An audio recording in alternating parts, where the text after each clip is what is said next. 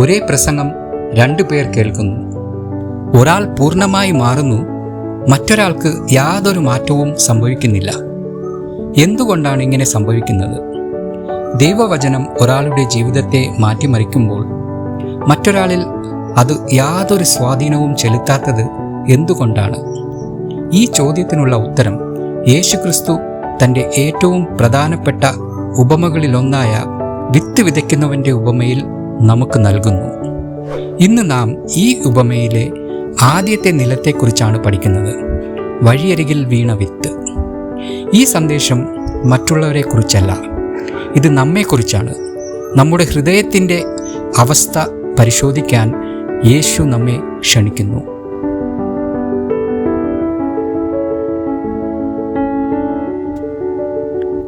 ഈ ഉപമയുടെ പ്രധാന വിഷയം വിത്തല്ല. യേശു വ്യക്തമായി പറയുന്നു, വിത്ത് ദൈവവചനമാണ്. വിത്തിന് ഒരു കുറവുമില്ല, അതിൽ ജീവനുണ്ട്. സമൃദ്ധമായ വിളവ് ഉണ്ടാക്കാനുള്ള ശക്തി അതിനുണ്ട്. അപ്പോൾ പ്രശ്നം എവിടെയാണ്? ആ വിത്ത് വീഴുന്ന മണ്ണിലാണ്. യേശു തൻ്റെ ശ്രോതാക്കളോട് പറയുന്നത് ഇതാണ്: എൻ്റെ പ്രവർത്തനത്തെ വിമർശിച്ച് സമയം കളയരുത്. എല്ലാവരും ഒരുപോലെ പ്രതികരിക്കാത്തതെന്തെന്ന് ചോദിക്കരുത്. അതിനു പകരം ഞാൻ ദൈവവചനത്തെ എങ്ങനെ സ്വീകരിക്കുന്നു എന്ന ചോദ്യമാണ് സ്വയം ചോദിക്കേണ്ടത്. കാരണം ദൈവവചനത്തോടുള്ള നമ്മുടെ പ്രതികരണമാണ് നമ്മുടെ നിത്യജീവിതത്തെ നിർണയിക്കുന്നത്.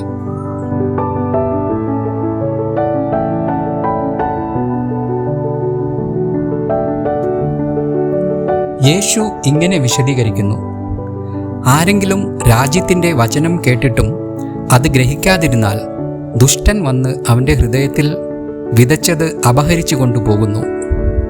ഒരു വയലിൻ്റെ നടുവിലൂടെ പോകുന്ന കഠിനമായ ഒരു നടപ്പാതയെക്കുറിച്ച് ചിന്തിക്കുക. വർഷങ്ങളായി മനുഷ്യരും മൃഗങ്ങളും അതിലൂടെ നടന്ന് മണ്ണ് അത്രയും കഠിനമായിരിക്കുന്നു. വിത്തിന് അതിനുള്ളിലേക്ക് കടക്കാൻ കഴിയുന്നില്ല. അത് മുകളിലായി കിടക്കുന്നു. പക്ഷികൾ വന്ന് അതിനെ ഉടൻ തിന്നുകളയുന്നു. യേശു പറയുന്നു, ചില ഹൃദയങ്ങൾ അങ്ങനെ തന്നെയാണ്. പ്രശ്നം അവർ ദൈവവചനം കേൾക്കുന്നില്ല എന്നതല്ല. അവർ കേൾക്കുന്നു, പക്ഷേ ആ വചനം അവരുടെ ഹൃദയത്തിലേക്ക് കടക്കുന്നില്ല.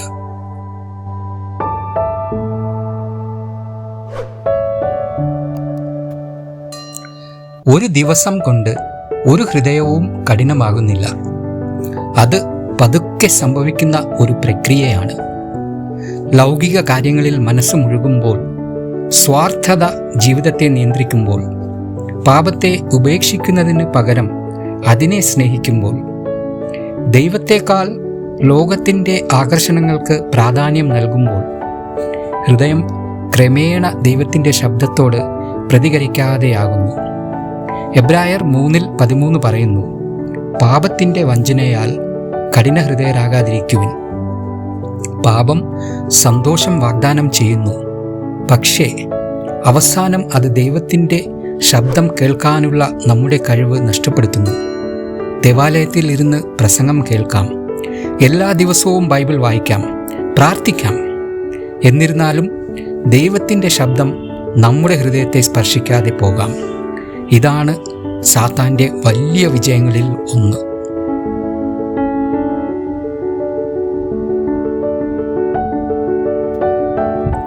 യേശു സാത്താനെ വിത്ത് കൊത്തിക്കൊണ്ടുപോകുന്ന പക്ഷികളോട് ഉപമിച്ചു. കാരണം സാത്താന് ഒരു കാര്യം നന്നായി അറിയാം: ദൈവവചനത്തിന് മനുഷ്യ ജീവിതത്തെ മാറ്റാനുള്ള ശക്തിയുണ്ട്. ഒരു വചനം, ഒരു പ്രസംഗം, ഒരു ആത്മാർത്ഥ പ്രാർത്ഥന ഒരു മനുഷ്യൻ്റെ ജീവിതം എന്നേക്കുമായി മാറ്റാൻ മതിയാകും. അതുകൊണ്ടാണ് ദൈവവചനം ഹൃദയത്തിൽ വേരൂന്നുന്നതിന് മുമ്പേ അത് അപഹരിക്കാൻ സാത്താൻ ശ്രമിക്കുന്നത്. ദൈവദൂതന്മാർ ഹൃദയങ്ങളെ സ്പർശിക്കുമ്പോൾ പോലും സാത്താൻ പ്രവർത്തിച്ചു കൊണ്ടിരിക്കുന്നു. അവൻ ശ്രദ്ധ തിരിക്കുന്നു, സംശയങ്ങൾ ഉണർത്തുന്നു. ഈ സന്ദേശം നിങ്ങൾക്കുള്ളതല്ല എന്ന് മനസ്സിൽ ചിന്തകൾ വിതയ്ക്കുന്നു.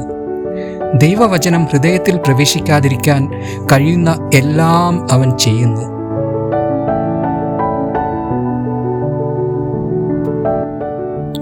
സാത്താൻ്റെ ഏറ്റവും ഫലപ്രദമായ ആയുധങ്ങളിൽ ഒന്നാണ് വിമർശനം.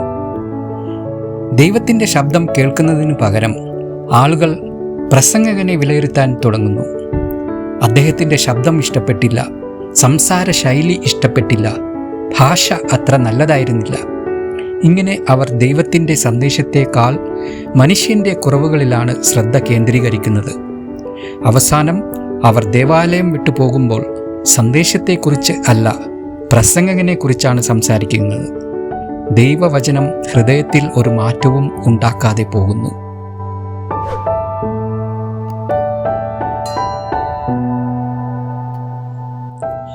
നാം തന്നെ ചിലപ്പോൾ സാത്താനെ സഹായിക്കുന്നു. എങ്ങനെ? സഭയിലെ ആരാധന കഴിഞ്ഞ് പ്രസംഗത്തെ വിമർശിക്കുന്നു, ശുശ്രൂഷകന്റെ ഉദ്ദേശ്യങ്ങളെ ചോദ്യം ചെയ്യുന്നു, സഭാംഗങ്ങളെക്കുറിച്ച് കുറ്റം പറയുന്നു, പരിഹാസം സംസാരിക്കുന്നു. ഇങ്ങനെ ദൈവം വിതച്ച വിത്ത് വളരുന്നതിന് മുമ്പേ അവർ അതിനെ പിഴുതെറിയുന്നു. നമ്മുടെ വാക്കുകൾ മറ്റൊരാളുടെ വിശ്വാസത്തെ വളർത്താനും തകർക്കാനും കഴിയും. ഈ ഭാഗത്തിലെ ഏറ്റവും ഗൗരവമേറിയ മുന്നറിയിപ്പ് മാതാപിതാക്കൾക്കാണ്. കുട്ടികൾ അവരുടെ മാതാപിതാക്കൾ പ്രസംഗത്തെയും ശുശ്രൂഷകനെയും സഭാംഗങ്ങളെയും വിമർശിക്കുന്നത് കേൾക്കുമ്പോൾ അവരുടെ മനസ്സിൽ ദൈവവചനത്തോടുള്ള ബഹുമാനം പതുക്കെ നഷ്ടപ്പെടുന്നു. അവസാനം അവർ ബൈബിളിനെ പോലും സംശയിക്കാൻ തുടങ്ങുന്നു. പിന്നീട് മാതാപിതാക്കൾ ചോദിക്കുന്നു, എന്തുകൊണ്ട് എൻ്റെ മക്കൾക്ക് ആത്മീയ കാര്യങ്ങളിൽ താല്പര്യമില്ല? ഉത്തരം പലപ്പോഴും അവരുടെ സ്വന്തം വീട്ടിൽ തന്നെയായിരിക്കും. മക്കൾ പറയുന്നതിനേക്കാൾ മാതാപിതാക്കൾ ജീവിക്കുന്നതിൽ നിന്നാണ് കൂടുതൽ പഠിക്കുന്നത്.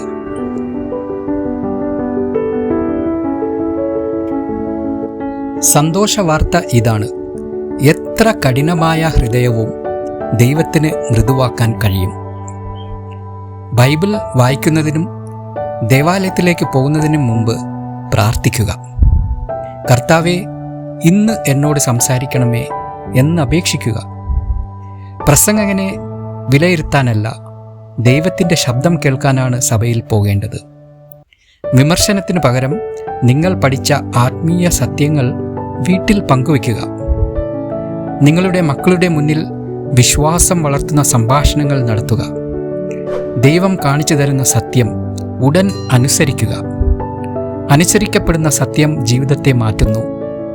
അവഗണിക്കപ്പെടുന്ന സത്യം ഹൃദയത്തെ കൂടുതൽ കഠിനമാക്കുന്നു.